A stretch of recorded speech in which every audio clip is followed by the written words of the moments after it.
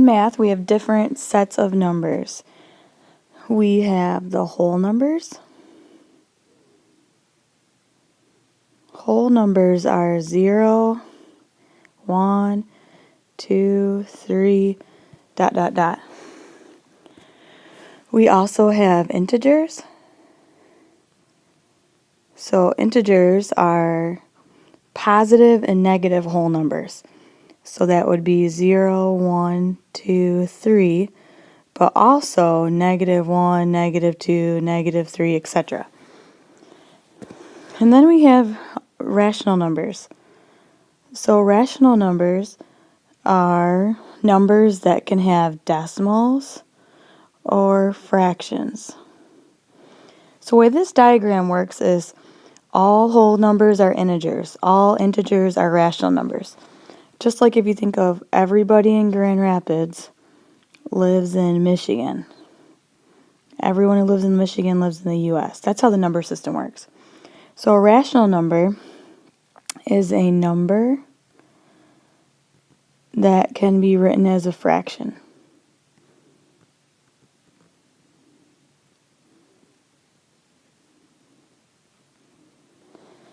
So this says 3 ways to write it, but I think of 2 ways to write it. You can either write it as a decimal or a fraction. So for example, the number 6 is rational because you can write 6 as 6 over 1. So it can be written as a fraction. The number 1.25 is a rational number because you can write it as 1 and 25 hundredths. So that's also a rational number. It can be written as a fraction. So the first example, write 3 fractions that are equal to 1/2. So another way of writing 1/2 could be negative 1 over negative 2. That's with negatives, because a negative divided by negative is a positive. If you have 2 negatives, it's going to make a positive. Another way is negative 3 over negative 6. With positive numbers, 1/2 could be 2/4, 12 24, 4/8. There's infinite number of possibilities. B, which of the following rational numbers are equal to negative 17/10? So I read this number as negative 17/10. So this is called an improper fraction. I'll write improper. Improper means that there is a higher number on the top than on the bottom. It's improper. So to write it as a mixed number, I write how many times does 10 go into 17? 10 goes into 17 one time with 7 left over.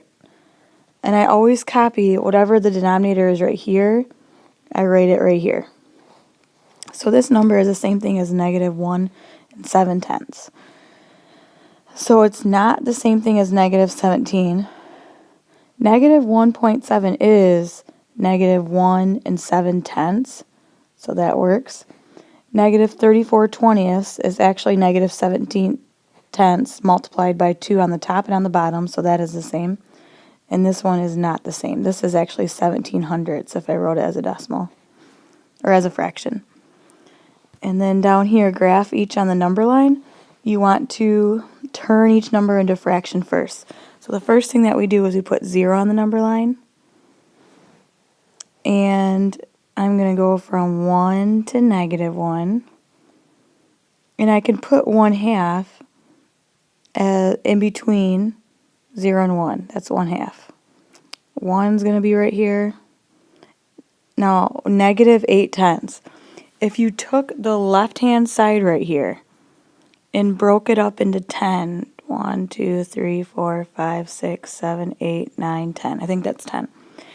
This is each one of these blue lines represents a tenth. So negative 8/10 would be right here, negative 8/10. And then you could read this as negative 2/10. Negative 0.2 is negative 2/10. So negative 2/10 right here. All right, and then letter B, this should be the second example. You put a 0 in the middle. Let's go from 1 to negative 1. Negative 1/2 is going to be right here on this side, negative 1/2. And then negative 2 is going to be over here. Now I have to deal with negative 4/10.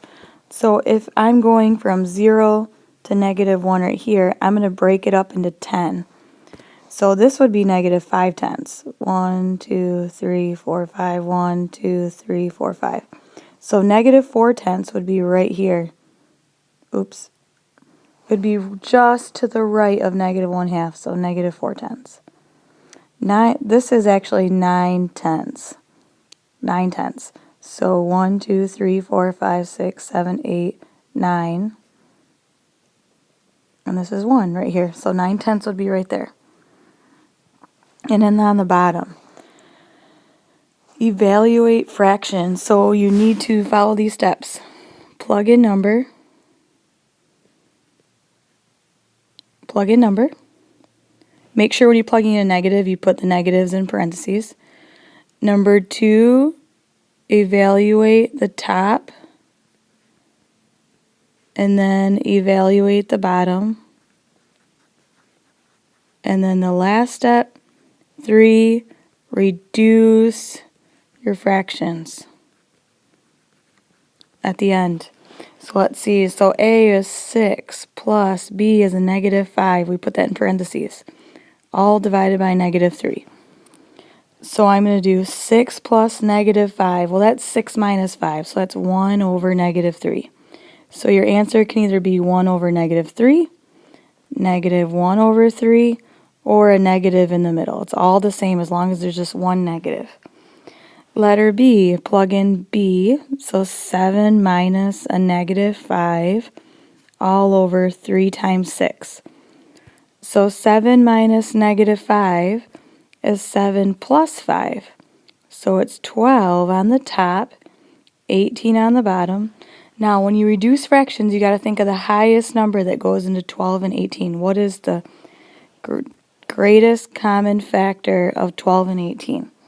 It's 6. So you divide the top by 6 and the bottom by 6. So it's 2/3.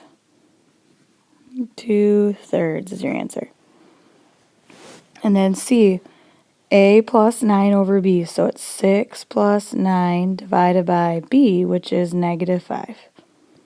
So do the top first. 6 plus 9 is 15 divided by negative 5. 15 divided by negative 5 is negative 3. So your answer is negative 3.